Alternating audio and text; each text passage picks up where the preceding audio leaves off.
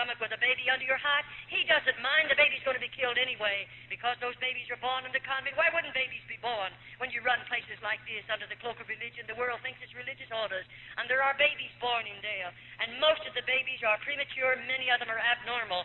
Very, very seldom do we ever see a normal baby. You say, Sister Charlotte, do you dare to say that? I most definitely do dare to say that, and I intend to keep on saying it. Why? I've delivered those babies with these hands, and what I've seen with my eyes and I've done with my hands, I just challenge the whole world to say it isn't true. And the only way they can ever prove it isn't true, they'll have to open, if they ever serve a summons on me and call me into court, I'll assure you this one thing: convents are coming open, and then the world is going to know what convents really are, and they'll have to open them to vindicate my testimony, because I know what I'll do if they ever serve a summons on me. I've been before the highest laws we have in the United States. I know what I'm doing. I know what I can say, and I'm not one bit afraid to say it, because I've been a part of this. I've been connected with this system 22 years behind convent doors, and it is a terrible thing. After when that dear little nun, looking forward to that day when her precious baby will be born. Most of you, dear mothers, oh, you have everything ready.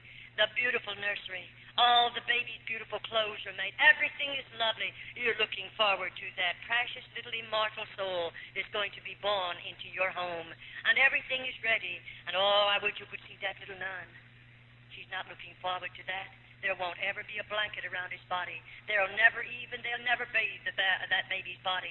But he can only live 4 or 5 hours. And then the Mother Superior will take that baby and put her fingers in its nostril and cover its mouth and snuff its little life out. And why did they build the lime pits in the convent? What is the reason for building them if it isn't to kill the babies? And that baby will be taken into the lime pit, and chemical and lime is put over its body, and that's the end of babies. Oh, when I think about it, that's why I try to challenge people. Pray. If you know how to pray, you know how to contact God, pray and ask God to deliver the girls from behind convent doors. In other words, pray that God will make a way for every convent in the United States to be opened and let the government go in. And when the government goes in, you won't have to worry. The convents will be open, the nuns will be taken out, and they'll be closed up, just as they opened the convents in Old Mexico in 1934. There are no convents in Old Mexico. Every cluster, it is open, and they found all of the corruption back there, the lime pit. If any of you are taking a vacation, go over into Old Mexico. The government owns them. They're public museums. And go through the convent. Look with your own eyes. Touch with your own hands. And then come home and see if you believe my testimony. It'll stir every bit of red blood in your veins. I mean, it'll do something to you that nothing else has ever been able to do. Go through them and look at them. Go into the dungeons. Go into the tunnels. Go through the lime pit. Look at the stalls, rooms of stalls over there. And then ask the guides of where they come from. And go and see all of the devices of torture they placed upon the bodies of the little nuns. Go into their cells and look at their beds and see for yourself. Oh, yes, you can go. It'll cost you 25 cents to go through each one of them. You look at those things and see them for yourself, and then come home, and maybe it'll give you a greater burden to pray for little girls that have been enticed behind convent doors by the hierarchy of the Roman Catholic Church. I wonder how you would feel if this was your child. And remember, I have a mother and daddy, or had one, and they love me just as much as you love your children. And when they let me go into the convent, I'm sure my mother and daddy didn't expect these things to happen because they didn't know. They never dreamed a convent was like this. But you know, I wonder how you'd feel if you could walk in someday and out there in this particular room. That floor is built for this purpose. There's a partition right out there, and there's just a little thing they can touch. It automatically opens. And you know, there's a deep hole underneath that floor. And this little nun has done something. I can't tell you what she's done, because I wasn't there when she done it. But she's done something, and to them it's very serious. And when they bring her to this particular place. Her little hands and feet are going to be bound securely. They're going to drop her in that horrible, horrible pit. And then they're going to put the boards back down. No one will ever know. Oh, there's plenty of chemical and lime down there. But you know, they don't do that. 6 little nuns have to walk around that hole. We'll chant as we walk around that hole. We don't want any evil spirits to come out into the convent, so we sprinkle holy water over that hole. Then we may walk for 6 hours, and then they'll appoint 6 more nuns. And on it goes until we hear the last moan, and that's the end of the little nun they placed down there. No, she'll never be delivered from the convent. But does it bother you to know that that little nun will die and be lost? Does that bother you? It bothers me, because I didn't know Jesus. I couldn't tell her about God. I didn't know him myself. But it bothers me very, very much. But God won't hold me accountable. Her blood will not be on my hands because I didn't know the Lord and I couldn't tell her about it. And so on it goes. Then I wonder how you like to see it. Here we are, a body of those little nuns. On this particular morning, the Mother Superior might say this. We're all going to be lined up here, and I don't know what she's lining me up for. And then, there might be 10 of us, there might be 15 of us, and then she'll tell us all to strip. And we have to take every stitch of our clothing off. We're certainly not anything beautiful to look at. Our eyes are back in our head, our cheeks are falling in, our bodies are wasted. God only knows what we look like because I never saw myself in 22 years. I didn't know I had gray hair. I didn't know I had lines in my face. I didn't know how old I was. I only found that out about 6 years ago.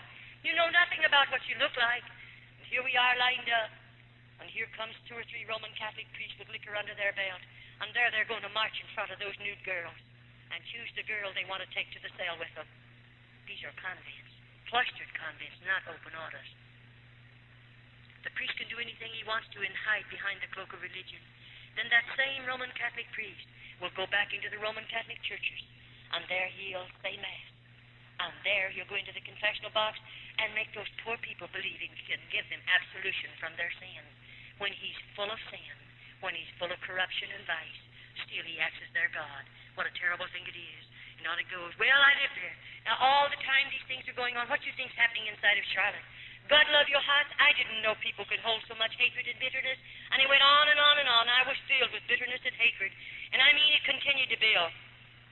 I began in my heart to think, when I can get the Mother Superior in a certain place, I'll kill her. Isn't it awful to get murder in our hearts? I didn't go in the convent with a heart like that, nor a mind like that. But I began to plan murder in the convent. How I could kill her, how I could kill a Roman Catholic priest, and on it goes. And oh, I tell you, every time she did fix something awful on my body that I'd have to suffer so terribly, when I could think sensibly again, then I would begin to plan, how could I kill that woman? And on it goes. Well, after all, you can't help it. For instance, I wonder how you would feel. The Mother Superior, here she is, and she's going to sit me down in a chair. And that chair is straight back, hard bottom. And I don't have any hair. She's going to take everything off my head. And she's going to put my hands like this. They'll be out here in stalks. And I'm going to have to bend my head over like that in order to put the stalks across my neck. And I'm fastened securely. And over my head there is a faucet of water. And there is a faucet of water just above my head, and my head's over. Now that mother's going to turn that water on, just a drop, and the drop will just come about this fast. It'll hit me right there on the back of my head. And I can't move either way. I sat there 1 hour, 2 hours, 3 hours, 4 hours. What do you think's going on?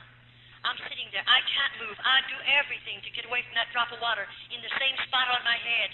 Why, God love your heart, if you could look in. You'd see us frothing at the mouth. You'd see those little girls. They're trying so hard to move, to get away from that water. And they let us stay there sometimes 10 hours, all day long.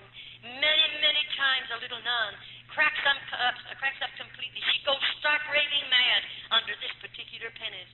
What in the world do they do with her? I tell you in a few minutes. Don't you worry. They have a place for us after we go mad in the convent. They take care of us.